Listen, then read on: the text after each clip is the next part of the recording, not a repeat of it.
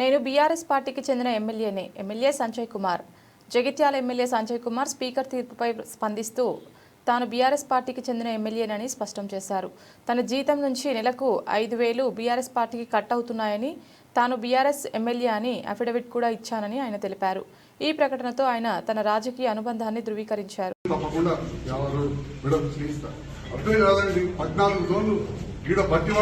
ప్రజలకు సహకరిస్తే ఖచ్చితంగా ఈ మున్సిపాలిటీలో కాంగ్రెస్ ప్రభుత్వం ఉంది కాబట్టి కాంగ్రెస్ కు అనుకూలంగా ఉన్న వాళ్ళని గెలిపిస్తే తప్పకుండా జగిత్యాల పట్టణ అభివృద్ధిని ఒక ప్రణాళికాబద్దంగా అభివృద్ధి చేస్తానని చెప్పి తెలియజేస్తూ మరిగా కొంత కాంట్రవర్సీ ఉన్నది.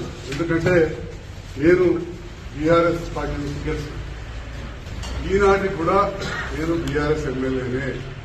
నేను బీఆర్ఎస్ పార్టీ నుంచి గెలిచిన ఈనాటికి కూడా బీఆర్ఎస్ ఎమ్మెల్యేనే. జగిత్యాల అభివృద్ధి కోసం ప్రభుత్వంతో కలిసి పనిచేస్తున్నా. నేను అంతకుముందు డిసెంబర్లో కూడా కలిసినాక ఒక లెటర్ కూడా వచ్చింది. ఎమ్మెల్యే వచ్చిండు డిసెంబర్ 19 నాడే సీఎం ఆఫీస్ నుంచి. తర్వాత కూడా కలిసి కొన్ని నిధులన్నీ రిలీజ్ చేయించిన. ఆ తర్వాత జూన్ 23 అనుకుంటా డేట్ అటు జాగ్రత్తలేదు. ఎందుకంటే నేను పర్టికులర్ గా ఆయన పోలేదు కాబట్టి పోయి నేను కలవడానికి పోతే తెల్లవారే ముఖ్యమంత్రి కలిసిన తెల్లవారే ఎలాంటి అథెంటిసిటీ లేని ఆధారాలు లేని మీడియా ప్రచారంతో నేను ఇవ్వలేదు స్టేట్మెంట్. ముఖ్యమంత్రి ఎవరు ఇవ్వలే, నాతో ఉన్న మంత్రులు ఇవ్వలే.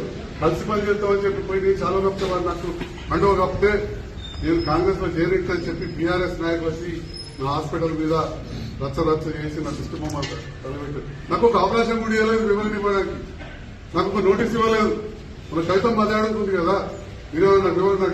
ఎస్, ఎవరికైనా ప్రజాస్వామ్యంలో హక్కు ఉంటుంది. మర్డర్ చేసినోడికే, హత్య చేసినోడికే ట్రయల్ నడుతుంది కోట్ల. అలాంటిది నేను ముఖ్యమంత్రి గారిని కలవగానే అది చాలా వస్తున్న కండవ కప్పగానే తెల్లవారంగానే నా ఇంటి మీద దాడి, తల్లి చౌరస్తాల దాడి మీరందరూ కూడా చూసారు. అదే రోజు నా మీద అఫిడవిట్ వేసి డిస్క్వాలిఫై చేయమని చెప్పి స్పీకర్ దగ్గర పెన్షన్ వేసి అయినా కానీ ఆ రోజు నుంచి మార్చి వరకు అది వాలించి వాళ్ళు ఆపేంత వరకు బీఆర్ఎస్ లెజిస్లేటర్ పార్టీకి నెలకు 5,000 రూపాయలు మా జీతం నుంచి కట్ అయితే నేను ఎన్నో ఆబ్జెక్షన్ చేయలే. నేను బీఆర్ఎస్ లెజిస్లేటర్ పార్టీ సభ్యుల్ని నేను ఆబ్జెక్షన్ చేయలే. నేను అంటున్నాను అఫిడవిట్ ఇచ్చిండు. అప్పుడు వాస్తవమే, అఫిడవిటే కదా నెలకు 5,000 కట్టినా. మరి అఫిడవిట్ కదా నెలకు 5,000 కట్టినా కాదంటే ఏమైనా విప్ జారీ చెప్తే రేపటి నాడు బీఆర్ఎస్ వాళ్ళు ఎవరికైనా చేయది ఈ బిల్ మద్దతు ఏమిటి అదే చెప్తాను నేను.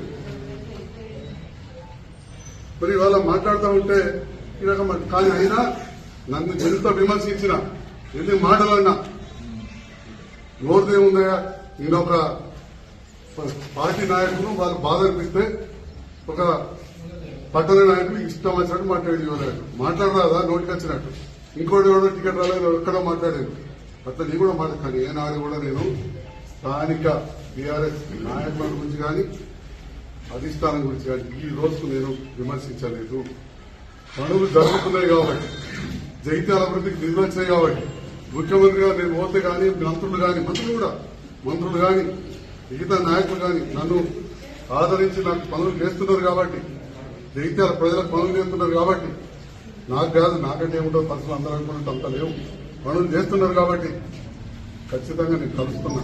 కానీ ఈనాడు విమర్శించలేదు. ఈ రోజు కూడా నేను ఖచ్చితంగా కమిట్ అయి ఉన్నా. ఇది ఎందరూ ఎన్ని మాట్లాడినా నేను దీనికి భయపడేది లేదు. నేను ఎలక్షన్ కోసమో లేకపోతే సొంత లాభం కోసం కాదు, జగిత్యాల అభివృద్ధే నా ఆరాటం. ఆ ఆరాటం కోసమే నేను పాటుపడుతున్నా. ఇప్పుడు కూడా నేను మీడియా ముందు, అది రాష్ట్ర స్థాయిలో ఉన్న మా విలేకరులు కావచ్చు, అందరూ కావచ్చు, మీడియా, ప్రింట్, ఎలక్ట్రానిక్ మీడియా మిత్రులందరూ ఇక్కడ వాళ్ళని కూడా పోతా ఉన్నా.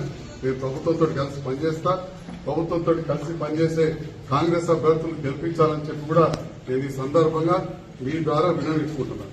Thank you.